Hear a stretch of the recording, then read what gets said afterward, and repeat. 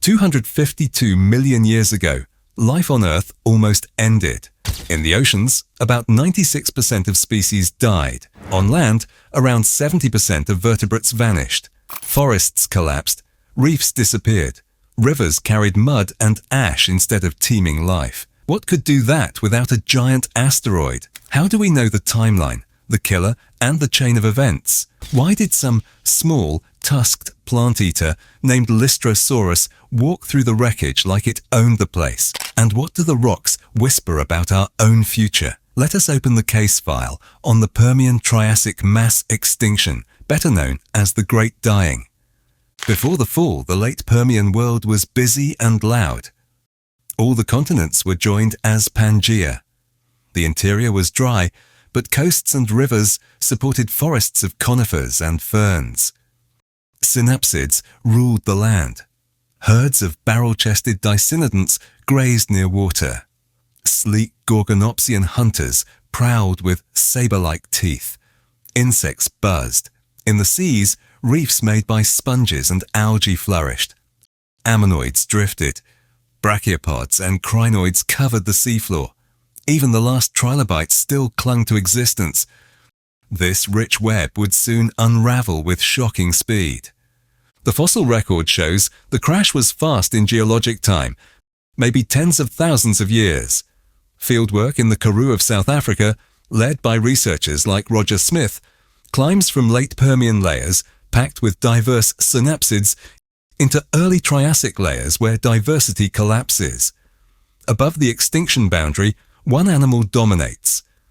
Lystrosaurus, a sturdy, beaked, tusked plant eater that spread across Pangaea and became the face of survival.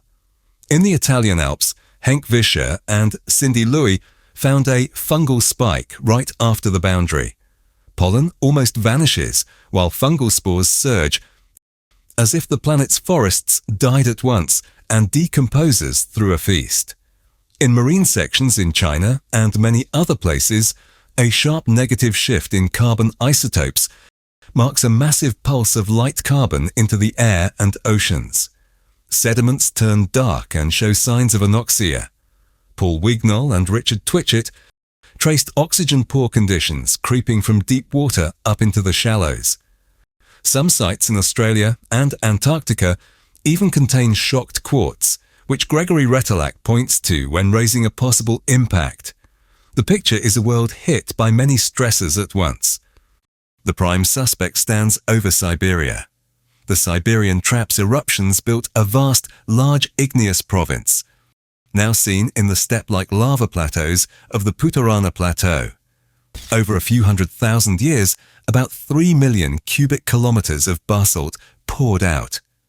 Geologists like Seth Burgess tie the most intense eruptions closely to the extinction window.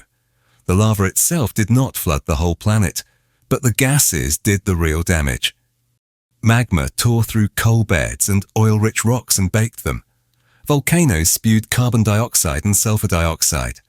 The world first likely saw short volcanic winters from sulfur aerosols, with acid rain that damaged plants. Then the long greenhouse took control as carbon dioxide built up. Estimates suggest carbon dioxide rose from near 400 parts per million to maybe 2,500 parts per million. Global temperatures climbed by about 8 degrees Celsius. Tropical seas may have topped 40 degrees Celsius. Warm water holds less oxygen. Marine animals ran hotter and needed more oxygen just as the oceans gave them less. As warming spread, oxygen fled the seas. Vast dead zones formed. About half the seafloor may have gone completely anoxic. Shallow waters also lost much of their oxygen. In the suffocating water, sulfate-reducing bacteria thrived and made hydrogen sulfide, turning some basins euxinic and toxic. Meanwhile, the oceans absorbed huge amounts of carbon dioxide and turned more acidic.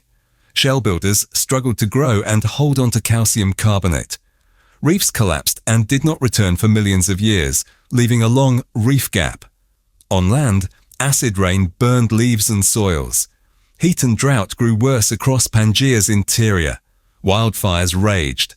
Without forests, soils washed away, rivers carried silt. The base of food webs failed first. Plankton and plants declined, herbivores starved, and then predators followed. The cascade was thorough. Feedbacks made the crisis worse. Warming likely destabilized methane clathrates in the seafloor, releasing methane, a stronger greenhouse gas. Some scientists suggest a bloom of methanogenic microbes, fueled by nickel-rich volcanic ash, added to the methane pulse. Each feedback pushed temperatures higher and pushed oxygen lower.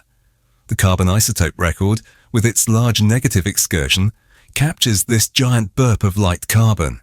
The scale and speed overwhelmed ecosystems that had survived other shocks. As Douglas Irwin put it, it was the greatest murder mystery, with more than one killer acting at once. The aftermath looked empty. In the early Triassic, disaster faunas and disaster floras took over. In the seas, stromatolites made a comeback because there were too few grazers to mow them down. A few tough bivalves and some ammonoids hung on and then diversified. On land there was a global coal gap because forests did not bounce back for a long time. Ferns and lycopods were first movers in the wreckage, sending waves of spores across bare ground. Lystrosaurus became almost comically common. In some places, up to 90% of vertebrate fossils are Lystrosaurus. It was resilient, not glamorous. In a grim way, it won by chewing ferns while the world rebooted. Recovery was slow and uneven. Heat spikes and anoxic pulses returned more than once. Only after millions of rough years did ecosystems rebuild complexity. Out of that slow rebound came new dynasties. Early archosaurs, the wider group that later included crocodiles, dinosaurs and pterosaurs, spread into empty roles. The first true dinosaurs appeared later in the Triassic, small at first, but ready to expand. Tiny, shrew-like early mammals, descendants of hardy synodont synapsids, also arrived. The Great Dying cleared the board and dealt a fresh hand. As Hillel Hoffman wrote, death created opportunity, which is not exactly comforting, but it helps explain why the next stage looked so different from the last. Modern science gives this ancient story sharp edges. Justin Penn and colleagues used climate and physiology to show how warming alone could explain much of the marine kill by pushing animals beyond their oxygen budgets. Studies tie the timing of Siberian Traps degassing to the extinction window. The Karoo, the Italian Alps, China, Australia, and Antarctica each add evidence: fossils, spores, isotopes, shocked grains, black shales. The case for runaway greenhouse stress, ocean anoxia, acidification, and a food web collapse is strong. An impact is still discussed by some, but the main arc points to Earth's own deep fires. This tale has a present-day echo. Today, carbon dioxide is above 420 parts per million, up from 280 parts per million before the industrial era. We are not building a Siberian Traps, but we are adding carbon fast. Some projections compare future ocean warming to a fraction of the Permian rise by 2100 and by 2300. The lesson is not subtle. Rapid carbon release pushes heat up, oxygen down, and chemistry out of balance. Reefs, fish, forests, and soils feel the strain first. The Permian-Triassic rocks are a warning label printed in ash and bone. There is also a note of dry hope. Life survived the worst event on record. Every creature alive today descends from that narrow thread of survivors that made it through heat, poison, and hunger. Still, recovery took millions of years, which is not a plan anyone should root for. The better plan is to learn from Doug Irwin's giant case file, from Seth Burgess's timelines, from Roger Smith's Karoo walks, from Henk Visscher and Cindy Looy's spores, from Paul Wignall and Richard Twitchett's anoxic seas, from Gregory Retallack's shocked grains, and from Justin Penn's models. The Great Dying shows how a greenhouse world can tip and how hard the climb back can be. The question that opened this story is simple and sharp. What killed 96% of everything?